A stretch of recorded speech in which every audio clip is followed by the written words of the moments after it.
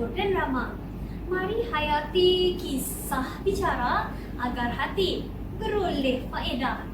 Assalamualaikum warahmatullahi wabarakatuh. Salam sejahtera, salam Malaysia Madani dan salam sayang buat para pengeroka aksara. Cahaya mata kebahagiaan, begitulah makna nama pilihan ibunda tercinta. Saya Nur Ain Farhana binti Muhammad Zulkifli, berumur 16 tahun.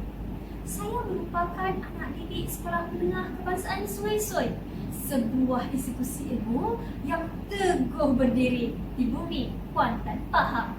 Sekolah ini merupakan tempat di mana cahaya pengetahuan menyinar dan impian mula berakar.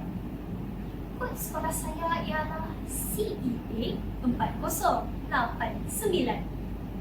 Ada luka yang tak terlihat, ada sayap patah sebelum sempat terbang. Dan di celah kepedihan itu, lahirlah sebuah kisah merintih dalam bait-bait sunyi yang menunggu untuk difahami. Burung pipit terbang berteduh di dahan tua, redup dan megah. Biar derita menekan rusuh, harapan kan tetap menyinar cerah. Saudara-saudari, amalan membaca bukan sekadar menatap helaian kertas, tetapi menyelami lautan makna, menghayati jiwa yang terlukis dalam tinta. Bukan itu sahaja, dari kacamata seorang pelajar, amalan membaca bahkan dapat membantu menambahkan lagi penggunaan kosakata yang menarik, seperti dalam program pelajaran Bahasa Melayu. Buku yang akan saya kupas dalam video ini merupakan sebuah naskah yang bukan sekadar buku, namun cerminan jiwa yang tersungkur, tersadur dalam liku kehidupan yang tidak selalu indah, iaitu Patah Sayap Sebelum Sembuh. Naskah penuh makna ini dikarang oleh seorang insan hebat yang dikenali dengan nama penanya, iaitu Ibn Ramli. Buku ini diterbitkan pada bulan November tahun 2022 di bawah syarikat penerbitan nasihat yang intensif pada karya motivasi dan pembangunan diri. Buku ini mengandungi 200 halaman bercetak. Setiap bait di dalam buku ini bukan sekadar cerita, tetapi bisikan kepada hati yang pernah rentang. Kadang-kadang kita jatuh sebelum sempat berlari. Kadang-kadang kita tersungkur sebelum sempat berdiri. Tetapi luka bukan penghujung cerita, kerana setiap parut adalah bukti sebuah perjalanan. Dalam perjalanan hidup, tidak semua langkah membawa ke destinasi impian.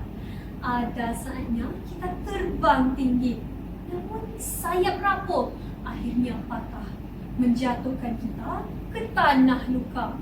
Buku ini menyentuh mengenai kejatuhan, kesakitan dan juga kebangkitan yang penuh dengan harapan.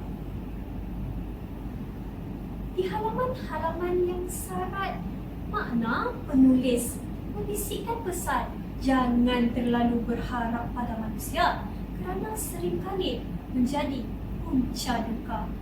Tetapi dalam kehilangan ada sinar yang tidak pernah padam. Cinta kepadanya adalah ubat menguatkan jiwa. Melalui bait-bait puitis dan untayan kata yang menatap hati, buku ini menjadi berita bagi mereka yang pernah tersungkur. Buku ini mengajar bahawa setiap luka bukan pengakhiran, tetapi permulaan pada pemulihan.